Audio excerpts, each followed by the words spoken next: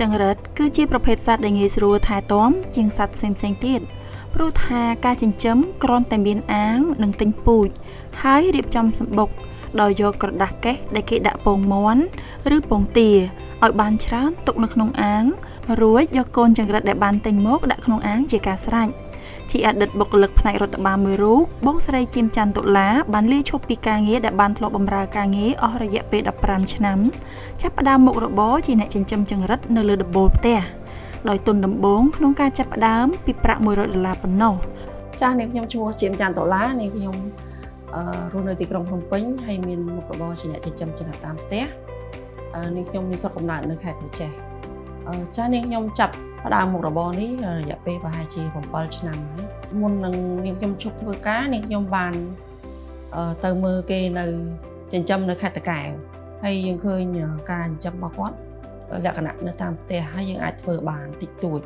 ហើយដោយសារនាងខ្ញុំចូលចិត្តញ៉ាំចង្រិតដែរអញ្ចឹងក៏ចាប់អារម្មណ៍ថាយើងចង់សាក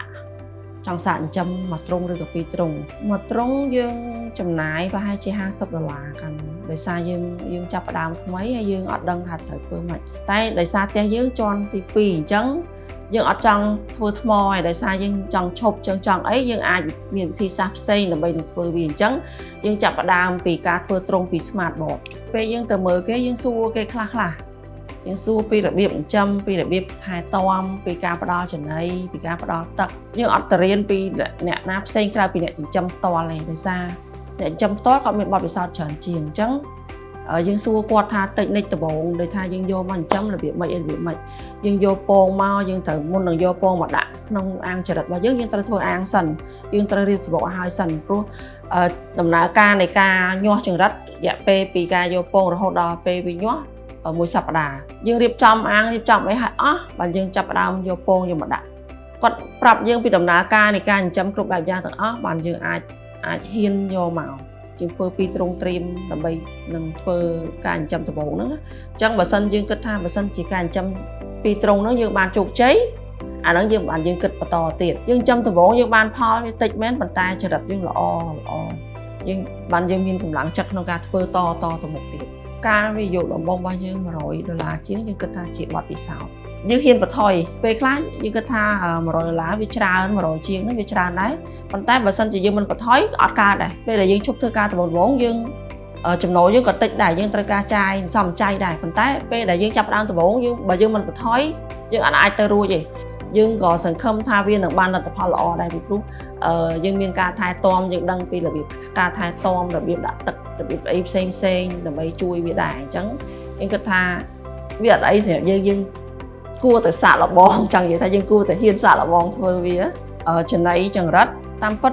នៅយើងអត់ទាន់មានចេញជាចំណីចង្រិតហ្មងទេវាមានចំណីកូនមាន់និងចំណីទាពង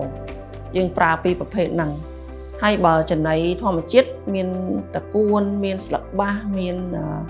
ស្លឹកឆាយាឬក៏ដើមល្ហុងដើមចេកអានេះជាចំណីដែលយើងអាចឲ្យវាស៊ីបានដោយសារចង្រិតជា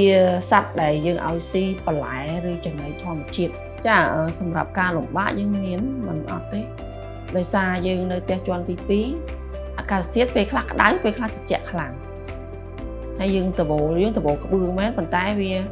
មិនអាចទប់បានទាំងក្តៅទាំងត្រជាក់បានយើងត្រូវប្រើទាំងហាលជួយដើម្បីឲ្យចង្រិតហ្នឹងវាអត់ក្តៅពីក្នុងពីក្រោមមកចាហើយ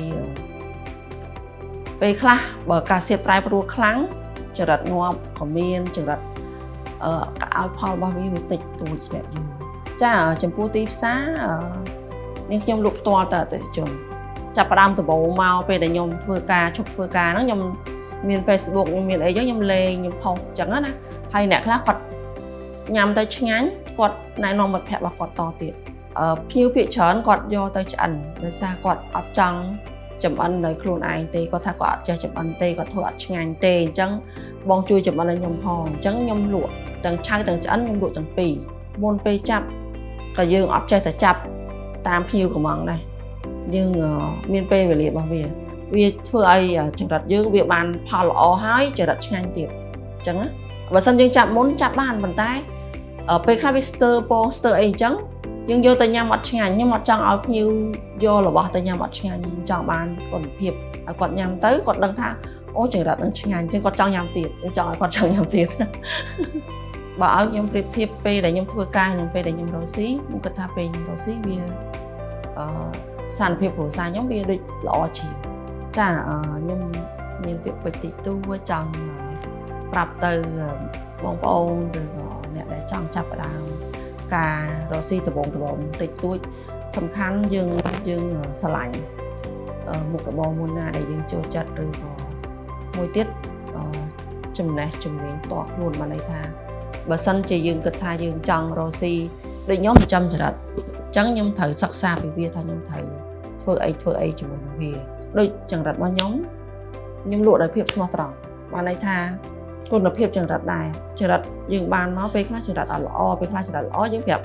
ភ្ញៀវតាមហ្នឹងថាចរិតខ្ញុំលើកនេះអត់ល្អចរិតលើកនេះល្អអីចឹងយើងប្រាប់គាត់ស្មោះត្រង់អញ្ចឹង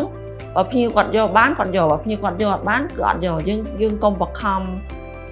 លក់របស់ដែលមិនឆ្ងាញ់ទៅឲ្យភ្ញៀវចង់និយាយ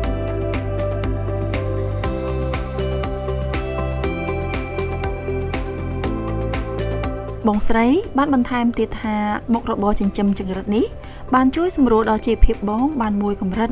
រហូតមកដល់ពេលនេះគឺជាឆ្នាំទី7ហើយ